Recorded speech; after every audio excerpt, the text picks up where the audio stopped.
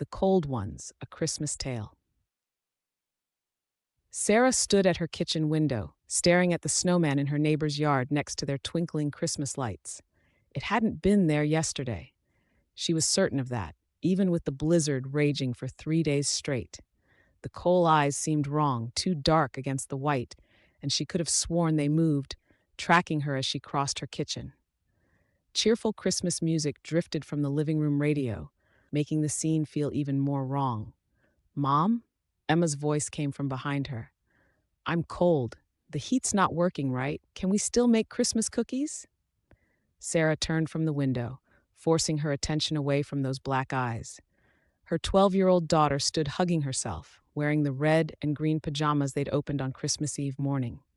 The storm had trapped them inside, transforming Christmas Eve day and night into an endless gray twilight. "I'll check the thermostat again," Sarah said, though she already knew. The temperature had been dropping steadily for hours, no matter how high she set it. "Where's your brother?" "Watching the snowmen by the nativity scene." Sarah froze. "Snowmen? Plural?" Emma nodded toward the front window. "There's more now. They're all wearing Santa hats. But they look weird, Mom." Sarah moved to the living room, Emma close behind. Through the swirling snow, she could make out dark shapes in the yards across the street. 4 snowmen, each perfectly formed despite the howling wind that should have distorted them. Their red hats seemed to mock the festive decorations around them. "They look too real," Emma whispered, "like frozen people." She was right. There was something about their proportions, the way the snow clung to them. Sarah squinted, trying to see better through the storm. Was that fabric texture under the powder? And those arms, they looked less like packed snow and more like... "Mom!"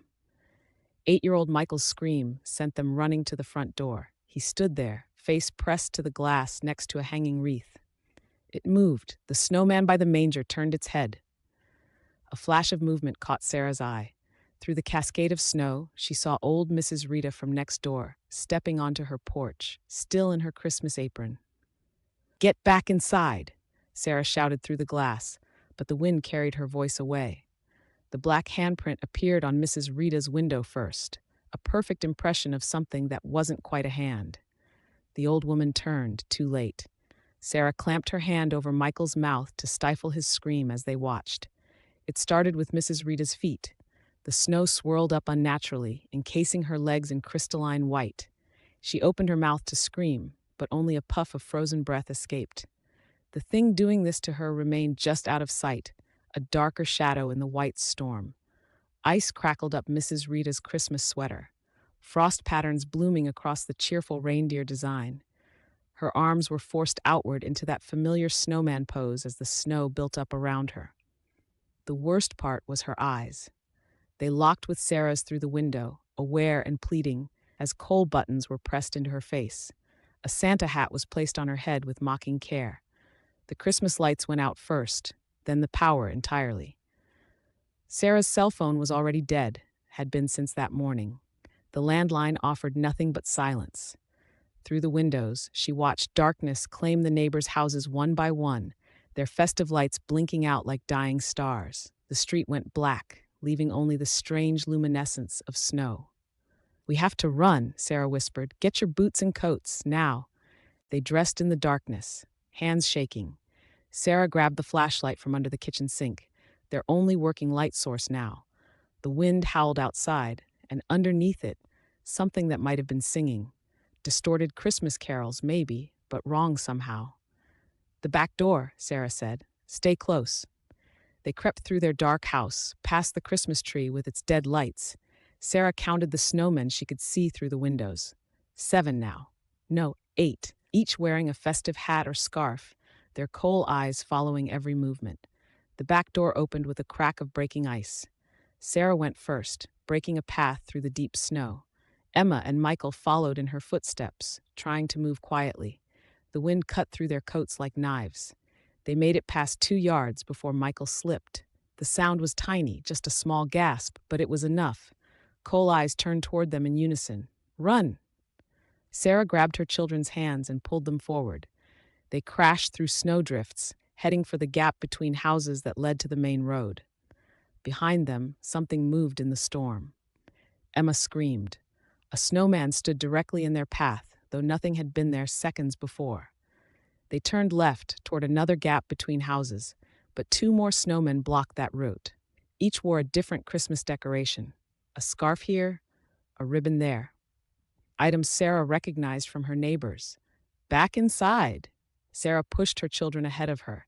The snow was so deep now, like hands pulling at their legs. A dark shape moved through the storm behind them, leaving black handprints in the snow. They reached their back door just as the singing started again. Clear now, Silent Night, sung by voices that crackled like breaking ice. The door was frozen shut. Sarah slammed her shoulder against it as the snow began to swirl around their feet. The door gave way just as something cold gripped her ankle. They tumbled inside. But the house wasn't safe anymore. Snow drifted down their hallway, carried by something that moved with jerking puppet-like steps. The temperature dropped so fast their breath came out in clouds of white. "I love you," Sarah managed to whisper as black hands reached from the shadows. They tried to run, tried to fight, but the cold paralyzed their muscles. Sarah watched helplessly as those hands gripped her children, their screams cutting off as ice formed over their skin. She felt the same hands on her own arms, dragging them all back outside. The storm surrounded them as they were pulled across the yard. Through eyes that were already freezing, Sarah watched her children being posed, snow building around their small forms. Their eyes still moved, tears freezing on their cheeks as coal buttons were pressed into their faces. Michael's candy cane from his stocking clattered frozen to the ground. Then it was her turn. The thing shaped her into a standing position as ice claimed her body. The last thing she felt was cold coal being pushed into her face, where her eyes had been, and a Santa hat placed on her head. Christmas morning dawned bright and clear. 3 new snowmen stood in the yard, wearing festive hats and scarves. Their coal eyes tracked any movement, and behind them, awareness remained.